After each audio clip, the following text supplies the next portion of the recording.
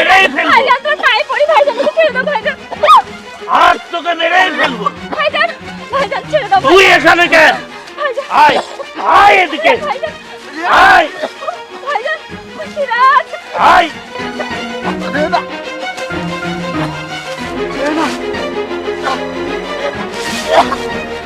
আয় ছেড়ে দাও ভাইয়া, আয়। আমাকে ছেড়ে দাও ভাইয়া।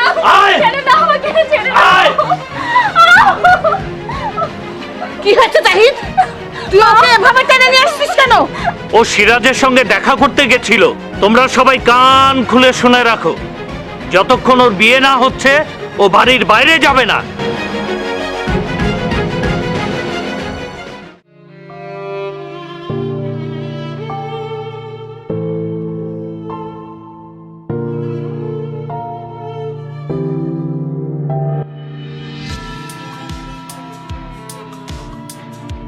কি সিরাজ, কি হয়েছে?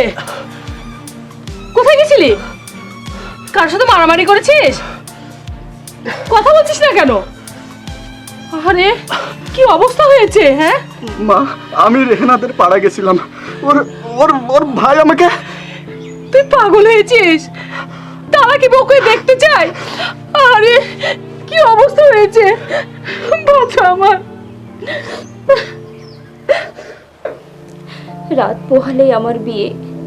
ওই বুড্ঢা কসাইটার কাছে ভাই আমাকে বিক্রি করে দিয়েছে। এখন আমি কি করি? ইস, সিরাজের সঙ্গে যদি একটু দেখা করতে পারতাম। সকাল হতে আর কত দেরি। যে করে হোক আমাকে পালাতে হবে, এক্ষুনি পালাতে হবে।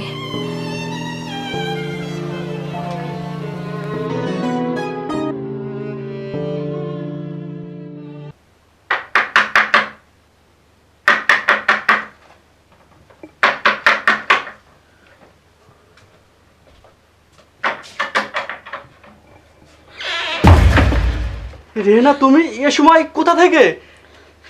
থাকতে পারলাম না, তাই বাবার বাড়ি থেকে চলে আসলাম। ভালো করেছো, আমারও বড্ড দেখতে ইচ্ছে করছিল তোমাকে। আমি আমার ভুল বুঝতে পেরেছি সিরাজ, তুমি আমাকে ক্ষমা করে দাও, আমাকে বুকে টেনে নাও। তাই হোক রেহেনা, এসো এসো আমার বুকে এসো। না না না, তা হয় না, তা হয় না রেহেনা, তা হয় না। আমাদের দুজনের মাঝে তালাক নামক এক অদৃশ্য প্রাচীর দাঁড়িয়ে আছে। এই প্রাচীর ভেদ করে আমি তোমার কাছে যেতে পারবো না, পারবো না।